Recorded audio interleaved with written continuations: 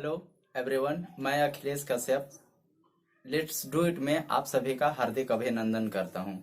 अगर आपको मेरा वीडियो पसंद आ रहा है तो नीचे सब्सक्राइब का बटन दिया है, आप इसे सब्सक्राइब कर ले। अगर वीडियो पसंद आता है तो लाइक करें तथा किसी और के पास जो पढ़ाई लिखाई कर रहे हैं, जो तैयारी कर रहे हैं, स्पेशली जो नवोदय का तैयारी कर रहे हैं, उनके पास जरूर भेजें।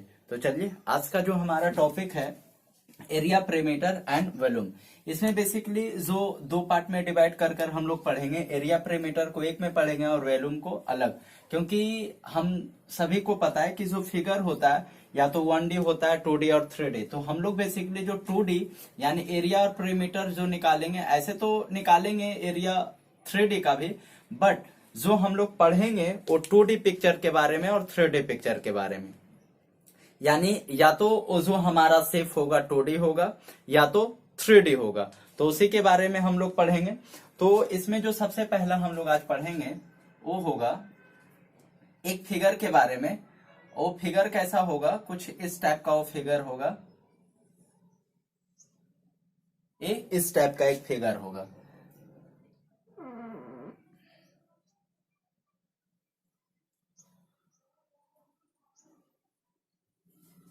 हम लोग आज इसके बारे में पढ़ेंगे। तो एक ए फिगर हो गया और एक हमारा एक फिगर हो गया।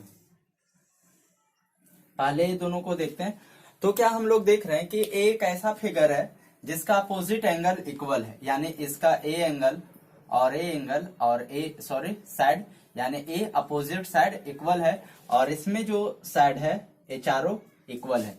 तो वैसा फिगर जिसका टू अपोजिट साइड इक्वल होता है और एक वैसा फिगर है जिसका चारों साइड इक्वल होता है, तो इसी के अनुसार हम नाम भी देते हैं।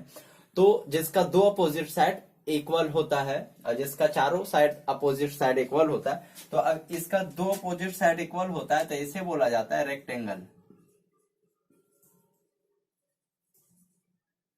इसे बोला जाता है स्क्वायर।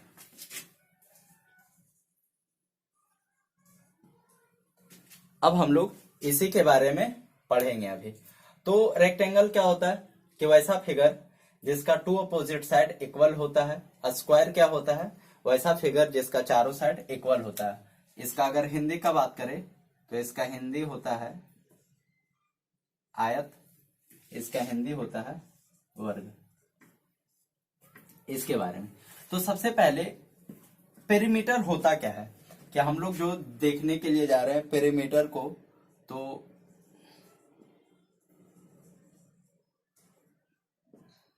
होता क्या है, यानी परिमाप। तो परिमाप क्या होता है, किसी भी अगर फिगर को, जैसे अगर ये बोला जाए कि ये फिगर है, अब इसमें इसका पेरीमीटर क्या होगा, तो इसका पेरीमीटर क्या होगा, दैट मीन्स हम क्या करेंगे, इसका जो भी लंबाई चौड़ाई है उसको हम लोग कैलकुलेट करेंगे। यानी यहां से इसे एल बोला जाएगा और ए जो साइड है इसे बी बोला जाएगा। तो एल ए है तो ए भी एल होगा, ए बी है तो ए भी बी होगा। इसमें क्या है कि अगर कुछ भी ए बोलते हैं तो चारों ए होगा। तो जब हम इसे चारों को कैलकुलेट करेंगे और जो आएगा उसे ही पेरीमीटर बोला जाता है। यानी इसका क्या होगा, एल होगा, ए कैलकुलेट करेंगे बी होगा, ए एल होगा और ए फिर बी होगा। यानी एल एल कितना है हमारे पास 2L और बी भी कितना है 2B। यानी इसे अगर 2 कॉमन किया जाए तो 2L प्लस बी ए। अगर इसे कैलकुलेट करें तो ए यानी कितना हो गया 4A। तो इस तरीके से हम लोग कैलकुलेट करते हैं। यानी कहने का मतलब कि अगर किसी, चलिए अगर इसे आप लिखना चाहते हैं तो आप इसे लिख लेंगे। ये क्या होता है 4A स्क्वायर के लिए होता है और 2L प्लस बी परिमाप के लिए होता है। बट आई डोंट थिंक इसका बहुत ज्यादा यूज होगा। देखिए कि अगर कोई रेक्टेंगल है और एक वो जो रेक्टेंगल है, अगर उसका जो लेंथ है, लेंथ कितना दिया हुआ 12 और ये दिया हुआ 8। अगर इसका पेरीमीटर कैलकुलेट करना होगा, अगर ए 12 तो ये भी 12, ए 8 तो ये भी 8 होगा। यानी कितना हो जाएगा उस समय में हमारा पेरीमीटर 12 प्लस 8 प्लस 12 प्लस 8, यानी कितना हो गया 40। इस तरीके से अगर ये स्क्वायर का एक साइड 8 सेंटीमीटर दिया हुआ है तो ये कितना हो जाएगा 8 8 8 8 यानी 8 इंटू 4 यानी 32 सेंटीमीटर। इस तरीके से हम लोग कैलकुलेट करें। और अगर इसका एग्जांपल देखा जाए तो अगर किसी इस तरीके से क्वेश्चन ऐसे नहीं देगा कि इतना इतना, क्वेश्चन इस तरीके से रहेगा कि यदि किसी आयत का लंबाई 10 सेंटीमीटर और चौड़ाई 7 सेंटीमीटर है तो इसका परिमाप ज्ञात करें। तो उस समय परिमाप के लिए हम लोग क्या करेंगे, परिमाप के लिए दो तरीका कि लंबाई अगर 10 है तो अगर एक आयत को समझा जाए तो ये 10 और ये 7, ये भी 10 और ये भी 7, तो कितना हो जाएगा 10 + 7 + 10 + 7 यानी कितना हो गया ये 34 हमारा। उसी तरीके से अगर क्वेश्चन पूछ लिया जाए कि किसी वर्ग का या किसी स्क्वायर का एक भुजा 4 सेंटीमीटर यानी एक भुजा जो है 4 सेंटीमीटर है तो इसका परिमाप कितना होगा, तो 4 × 4 यानी ये हमारा कितना आ जाएगा 16 सेंटीमीटर। इस तरीके से हम लोग कैलकुलेट करेंगे। अभी और एग्जाम, अगर क्वेश्चन ए पूछा जाए कि मैं क्वेश्चन बोल रहा हूं, जैसे क्वेश्चन है कि यदि किसी आयत का लंबाई 15 सेंटीमीटर और चौड़ाई 8 सेंटीमीटर हो तो आयत का परिमाप क्या होगा, यानी पेरीमीटर कितना है। तो पेरीमीटर कैसे निकालेंगे, अब हमारे पास निकालने के लिए दो तरीका कि अगर ये आयत है और इसका ए जो है 15 है और ये 8 है तो हम लोग क्या करेंगे 15 + 8 और ए भी 15 यानी +15 और +8 ये कितना हो जाएगा 30 और 16 46। इस तरीके से हम लोग कैलकुलेट करेंगे। बट अगर लगता है कि फॉर्मूला से कैलकुलेट करना है तो अभी बताया गया था आपको 2 × L + B होता है तो 2 और लेंथ कितना दिया गया 15 एंड +8 यानी 2 × 23 यानी 46 सेंटीमीटर। इस तरीके से हम लोग कैलकुलेट करते हैं। यदि किसी कोई आयत का लंबाई 7 सेंटीमीटर और चौड़ाई 3.5 सेंटीमीटर है तो इसका परिमाप कितना होगा।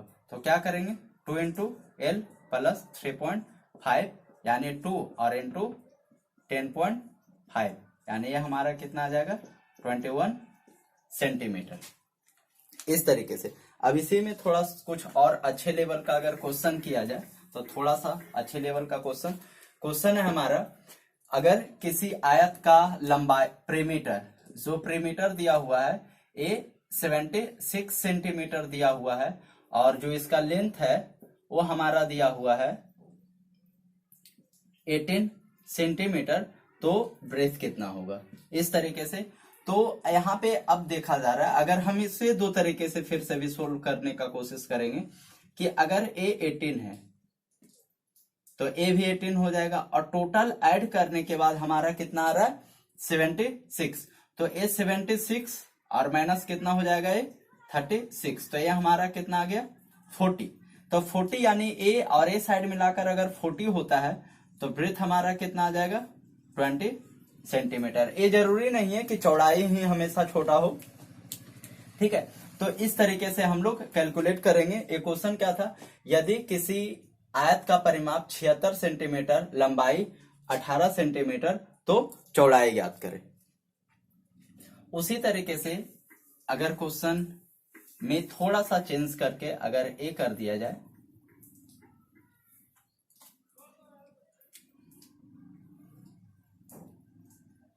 कि यदि किसी आयत, नेक्स्ट क्वेश्चन हमारा है यदि किसी आयत का परिमाप 76 सेंटीमीटर, चौड़ाई 18 सेंटीमीटर तो उसका लंबाई ज्ञात करें। तो यहाँ पे भी हम उसी तरीके से बना सकते हैं, या तो फॉर्मूला से ही बना सकते हैं। फॉर्मूला क्या था P × 2 × L + B। देखिए हमें इस बात का ध्यान देना होगा कि अगर हम कोई भी मेंसुरेशन का या तो कोई भी सम को अगर कर रहे हैं और फॉर्मूला के बेस पे तो हर बार फॉर्मूला लिखे। इससे बेनिफिट क्या होगा कि आपको फॉर्मूला रिमाइंड रहेगा और याद हो जाएगा, आपको एक्स्ट्रा टाइम देकर फॉर्मूला को रटने का जरूरत नहीं पड़ेगा। तो P = 2 × L + B हमारा होता है, तो क्या हो जाएगा 2 × L पता नहीं है और प्लस B हमारे पास कितना 18, इक्वल टू 76। आप लोग ये जानते होंगे कि ए जब स्मॉल ब्रैकेट के फॉर्म में रहता है तो यहाँ ए मल्टीपल में है, तो इधर आके क्या हो जाएगा, ए डिवाइड में, और एल प्लस 18। तो ये हमारा कितना हो जाएगा, जब हम इसे डिवाइड करेंगे, जब इसे डिवाइड किया जाएगा तो 3 and 8 और इक्वल टू एल प्लस 18। अब हमें ये पता है कि हमें वैल्यू जो निकालना है कितना का, एल का, तो दैट में से 18 इधर माइनस हो जाएगा, 38 माइनस 18 इक्वल टू एल, यानी एल इक्वल टू हमारा आ जाएगा ये 20 सेंटीमीटर। इस तरीके से हम लोग करते हैं। चलिए, तो ये रहा कुछ क्वेश्चंस जो आयत से हम लोग प्रैक्टिस किए। अब वर्ग से करते हैं, उसके बाद आयत और वर्ग दोनों को मिलाकर करेंगे पेरीमीटर का क्वेश्चन, उसके बाद फिर एरिया पे भी हम लोग चलेंगे। नेक्स्ट क्वेश्चन जो हमारा, या अगर किसी वर्ग का एक भुजा 8 सेंटीमीटर है तो इसका परिमाप क्या होगा। तो परिमाप कितना होगा, परिमाप इक्वल टू क्या होता है, 4 इंटू ए, यानी 8 इंटू 4, यानी ये आ गया 32 सेंटीमीटर। इस तरीके से करते हैं। हमारा नेक्स्ट क्वेश्चन है, अगर किसी आयत का परिमाप, यदि किसी आयत का जो परिमाप है वो 36 सेंटीमीटर है तो इसका एक भुजा कितना होगा। तो अगर एक भुजा निकालना हो तो हम क्या करेंगे, परिमाप इक्वल टू होता है हमारे पास 4a, यानी 36 इक्वल टू 4 इंटू ए, तो कितना हो जाएगा, ए इक्वल टू 36/4, यानी 9 सेंटीमीटर। इस तरीके से हम लोग करते हैं। तो हम लोग परिमाप दिया हुआ रहेगा तो भुजा निकालने के लिए सीख गए, परिमाप दिया हुआ रहेगा तो लंबाई चौड़ाई में से एक दिया हुआ रहेगा, तो जो भी एब्सेंट रहेगा उसे भी हम लोग निकालने के लिए सीखे। अब इसमें एक और चीज जो आता है, या तो वो रेक्टेंगल हो या तो स्क्वायर हो, दोनों में एक चीज और क्या आता है कि इसके विकर्ण के बारे में पूछा जाता है, डायगोनल के बारे में। तो डायगोनल क्या होता है कि जब इसके अपोजिट एंगल को हम मिलाते हैं तो ये फिर एक जो अपोजिट एंगल मैच होता है, मिलता है, उसे ही डायगोनल बोला जाता है। इसमें भी ये हो जाएगा। तो अगर इसका डायगोनल निकाला जाए तो ये था लेंथ और ये था ब्रेथ, ये था ए भी ए। अब यहाँ पे एक चीज का ध्यान देना होता है कि जब कंस्ट्रक्शन पढ़े होंगे हम लोग आयत का या तो वर्ग का, जब आप पढ़े होंगे तो यहाँ पे आपको बताया गया होगा कि जो आयत का हर एक एंगल जो होता है एक समकोण के बराबर होता है।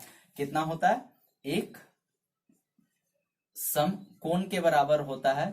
क्या होता है, आयत या वर्ग का एक एंगल, एक समकोण बराबर क्या होता है, आयत या वर्ग का कोई भी एक एंगल, यानी ए कितना होगा, एक समकोण। एक समकोण बराबर कितना होता है, 90 डिग्री। तो अब यहां से एक चीज क्या होता है कि जब ए 90 डिग्री है और 90 डिग्री के सामने का जो एंगल होता है इसे हाइपोटेनस बोला जाता है। तो वो तो बेसिकली हम लोग को नहीं समझना है, फिर भी समझ लेते हैं कि ये हाइपोटेनस बोला जाता है।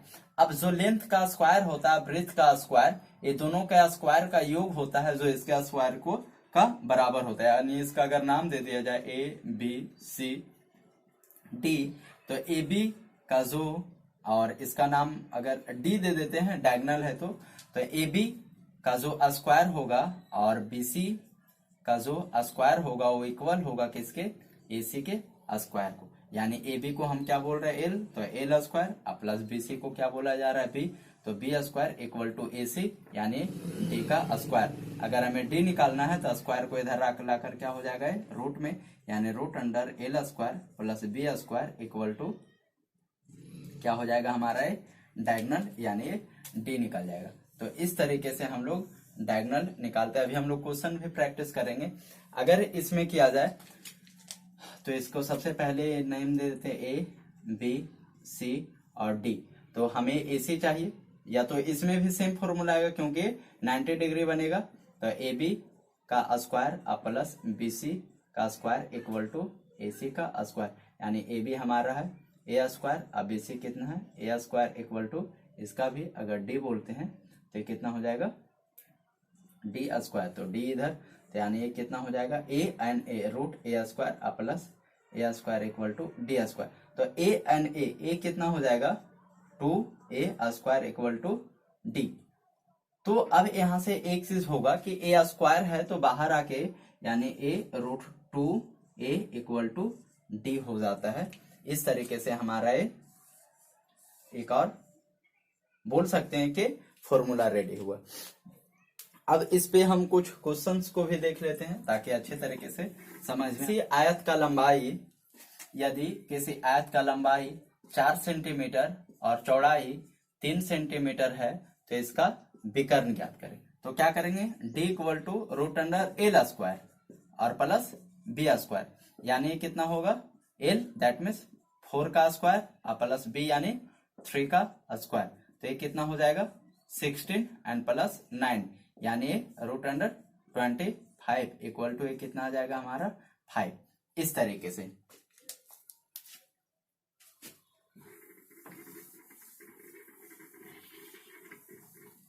नेक्स्ट जो हमारा क्वेश्चन है कि यदि किसी आयत का लंबाई 10 सेंटीमीटर ऐसा करते हैं 8 सेंटीमीटर और चौड़ाई 6 सेंटीमीटर है तो इसका डायगोनल क्या होगा। तो ये कितना होगा d equal to root under L square and plus B square, that means L हमारा कितना है 8 का स्क्वायर एंड प्लस 6 का स्क्वायर, ये कितना हो जाएगा 64 एंड प्लस 36 इक्वल टू ये जाएगा कितना 100 इक्वल टू 10 सेंटीमीटर। इस तरीके से करके हम लोग डायगोनल निकालते हैं रेक्टेंगल में, आयत में। नेक्स्ट जो अब हम लोग चलते हैं इसे भी देख लेते हैं थोड़ा सा वर्ग से, कि यदि किसी वर्ग का एक भुजा 8 सेंटीमीटर है, यदि एक वर्ग का एक भुजा 8 सेंटीमीटर है तो इसका डायगोनल क्या होगा। तो d इक्वल टू हम लोग अभी देखे कि क्या होता है रूट 2 एंड a, यानी कितना हो जाएगा रूट 2 एंड a यानी 8 रूट 2। इस तरीके से हम लोग करेंगे।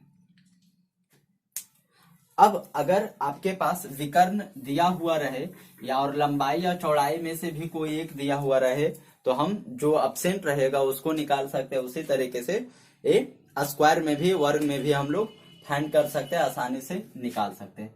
अब थोड़ा सा आगे चलते हैं। नेक्स्ट जो हमारा क्वेश्चन है, यदि एक आयत का लंबाई वर्ग के एक भुजा के बराबर है, जो आयत का लंबाई है वो वर्ग के एक भुजा के बराबर है।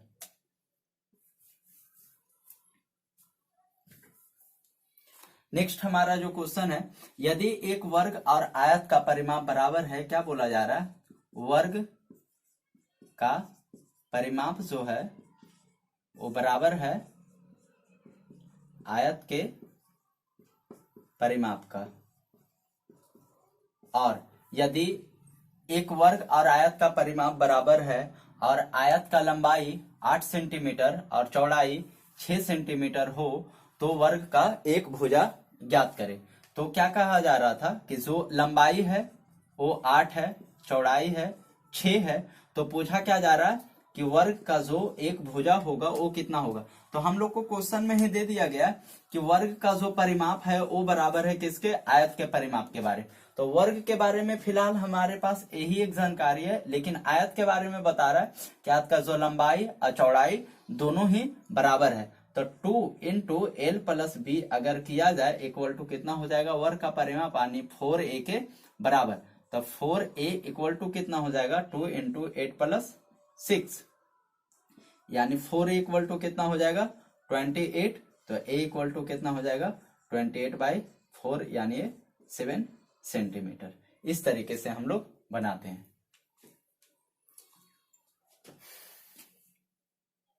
है वो 28 सेंटीमीटर है और आयत का लंबाई 7 सेंटीमीटर है, तो आयत का चौड़ाई ज्ञात करें, जिसमें आयत और वर्ग का परिमाप बराबर है। तो अगर आयत का परिमाप और वर्ग का परिमाप बराबर है यानी perimeter of square equal to क्या हो गया, perimeter of square equal to perimeter of rectangle, ये दोनों को क्या बोला जा रहा है बराबर है। और ये perimeter दे दिया है 28, तो क्या होगा 2 इंटू एल दिया हुआ और प्लस बी यानी कितना हो जाएगा 28 इक्वल टू 14 और प्लस बी। तो 28 equal to 28 minus 14 equal to B, तो ये कितना होगा 14 इक्वल टू बी। इस तरीके से। क्या राइट है? बिल्कुल नहीं, हम यहाँ पे मिस्टेक किए, तो 2 आएगा, 2 आएगा, 2 आएगा, यानी हमारा b इक्वल टू कितना हो जाएगा 14/2 यानी 7 सेंटीमीटर। तो इस तरीके से हम लोग कैलकुलेट करेंगे।